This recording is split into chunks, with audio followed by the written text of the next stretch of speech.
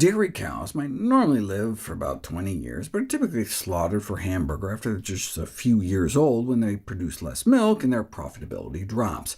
But another leading cause of cow culling is mastitis, udder inflammation infections, which affect 99.7% of all dairy operations in the United States. Because of the mastitis epidemic in the U.S. dairy herd, the dairy industry continues to demand that American milk retain among the highest allowable somatic cell concentration, nearly twice as much as the rest of the world, 750,000 cells per milliliter. The concentration in milk from healthy udders should be less than 100,000. These somatic cells are mostly white blood cells, so when you get up to around 200,000, which is like a million per teaspoon, the udder is likely to be infected. So the somatic cell counts in the bulk milk tanks reflect the level of infection. Basically, if the bulk milk tank, which can hold thousands of gallons, averages 200,000, then 15% of the contributing cows are likely infected. At a concentration of 400,000, which is more in line with international standards, a third of the cows are likely infected, and staying within the 750,000 U.S. limit for grade A milk could reflect that about two-thirds of the cows are infected.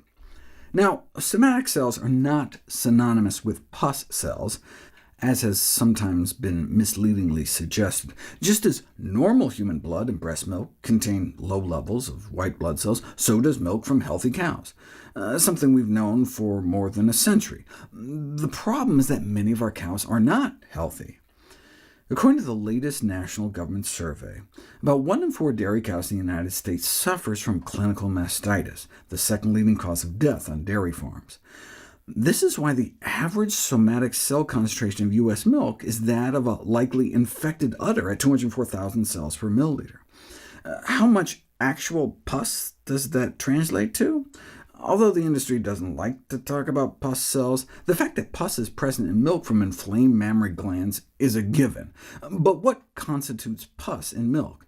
The quote-unquote milk pus test was introduced more than a century ago, and pooled milk from infected cows was estimated to contain up to 2.5% pus by volume, and we'd really like to see no more than like 0.1%. So what does 204,000 cells per milliliter, the national U.S. average, translate to? That's a million cells per teaspoon of milk. A million cells per spoonful sounds like a lot, but pus is really concentrated. So how much pus is there in a glass of milk? Not much. If you take the national average and subtract the number of white blood cells you might see in normal milk, you get about 100,000 inflammatory white blood cells per milliliter, or about 25 million per cup. Then it just depends on the cellular concentration of pus. Although straight pus may have 80,000 cells per microliter or less, to be conservative, the most concentrated I could find for straight pus is about 150,000. Note that's per microliter, not per milliliter. So if there are about 25 million cells per cup, and a microliter of pus contains about 150,000 cells, that would come out to be about 150 microliters of pus per glass of milk. There are about 50 microliters in a drop, so there'd only be a few drops of pus per glass on average. And you can apparently taste the difference. One of the major problems associated with mastitis is the flavor and texture defects.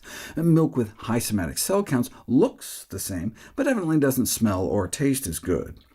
The large amount of pus in mastitic milk may be aesthetically objectionable, but it's important to note this is not a food safety issue thanks to pasteurization. The dairy industry emphasizes that ingesting large amounts of bovine white blood cells has not been shown to be harmful. No matter how inflamed and infected others get, the pus gets cooked. But just as parents may not want to feed their children fecal bacteria in meat, even if it's irradiated fecal bacteria, as the director of the Food Policy Institute put it, irradiated poop won't make you sick, but it's still poop, parents may not want to have their children sip pasteurized pus.